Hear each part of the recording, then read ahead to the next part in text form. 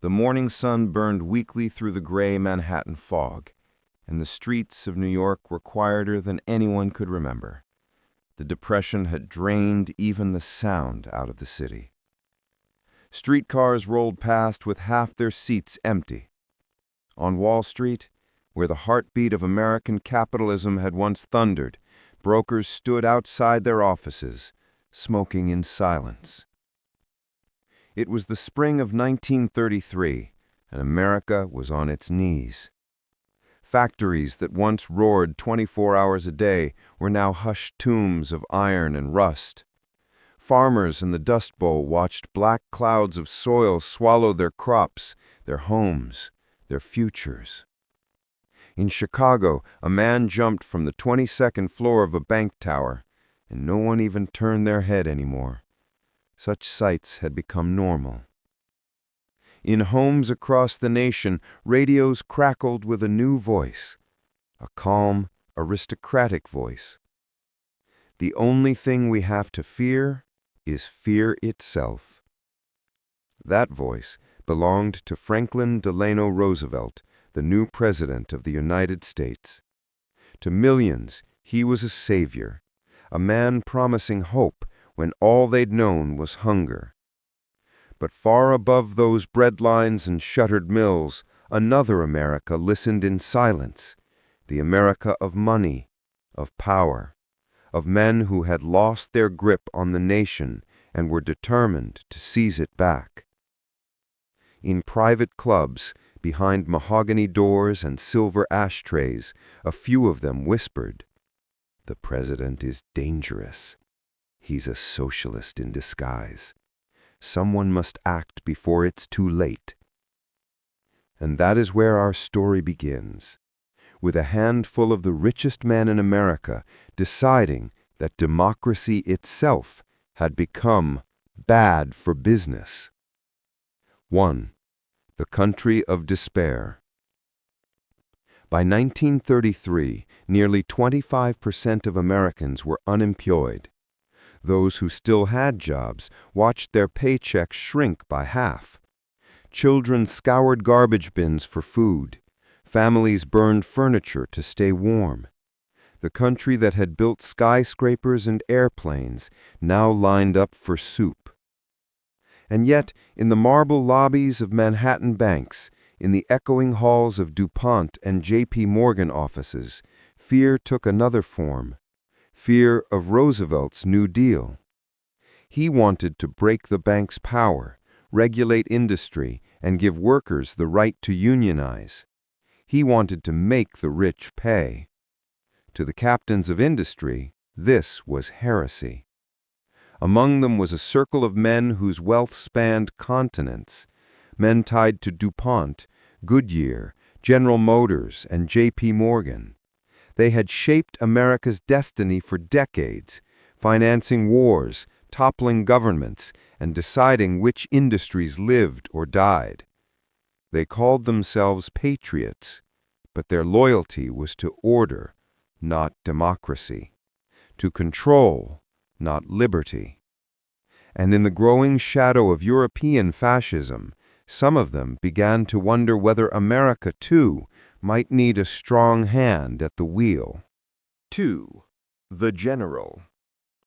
If you had told Major General Smedley Darlington Butler that one day men in expensive suits would ask him to lead a coup against his own government, he might have laughed. But by 1933, the laughter had gone out of him. He was a legend, two-time Medal of Honor recipient, Marine hero of wars in China, Nicaragua, Haiti. Soldiers adored him. Politicians feared him. He'd been called Old Gimlet Eye, and he had fought more battles for his country than any other living American. But he had also seen too much.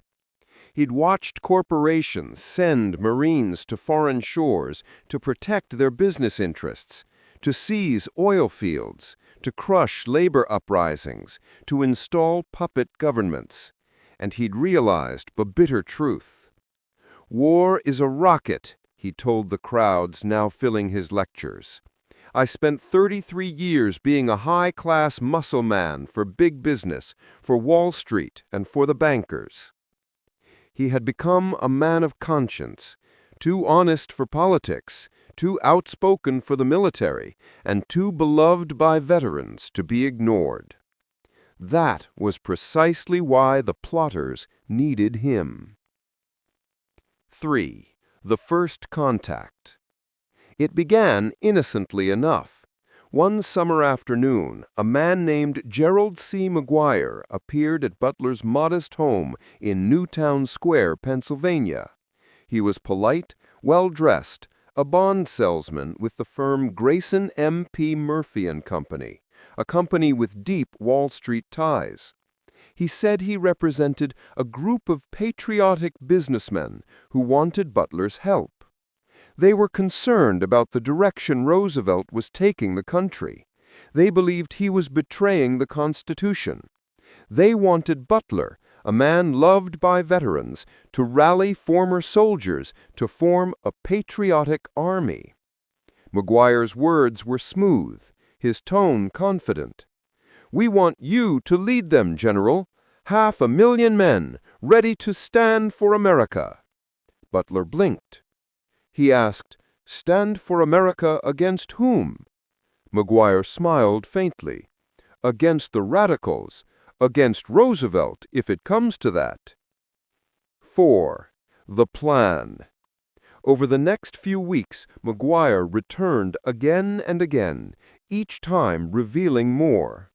The idea was simple and horrifying. Roosevelt, they said, was mentally and physically unfit. They would announce that a Secretary of General Affairs would be appointed to assist him, a man with real authority, backed by a private army of veterans. Roosevelt would remain as a figurehead. The real power would rest in the hands of the new secretary. And that secretary, of course, would answer to them, the men who financed the coup. They promised Butler limitless resources, $3 million in funding to start, weapons, uniforms, media support. They hinted that the DuPont family, executives from Remington Arms, and other industrial giants were backing them. And they wanted to use the American Legion, the nation's most powerful veterans organization, as their vehicle, an army dressed in patriotism, hiding treason in its heart. 5. The Choice. Butler played along.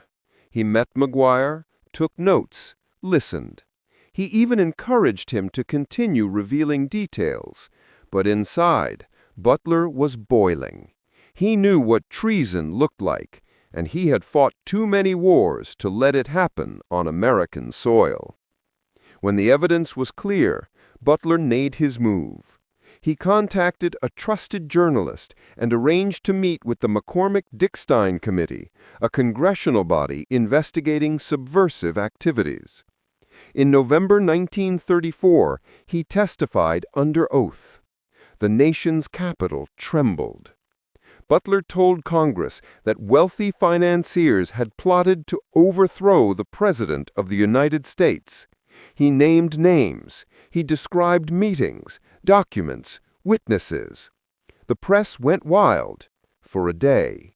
Then suddenly the story vanished. Newspapers owned by the same corporate families implicated in the plot quietly buried it. The official report confirmed Butler's testimony, but avoided naming those responsible. No one was arrested. No one was charged. The men behind the curtain returned to their boardrooms, and the story of America's almost coup faded into the fog of history. 6. The Man Who Stood Alone. Smedley Butler never sought fame for it. He continued to speak out against fascism, against war profiteers, and against the alliance of money and politics that he believed was poisoning democracy. He died in 1940, just as another global war, one against the very ideology those businessmen admired, began to consume the world. And when the Nazis marched across Europe, Perhaps some of those same men who had dreamed of fascism in America felt a shiver of shame. Or perhaps not. 7. The Forgotten Warning. In the end, history wrote Smedley Butler out of the textbooks, and the business plot of 1933 became a forgotten footnote. But the warning he left behind echoes louder now than ever. "The flag," he said once, "is being used to cover the greatest crime ever perpetrated against the American people. Because the truth is that the coup failed. The truth is that it was never needed. Those same powers learned they didn't need to overthrow democracy. They only needed to buy it."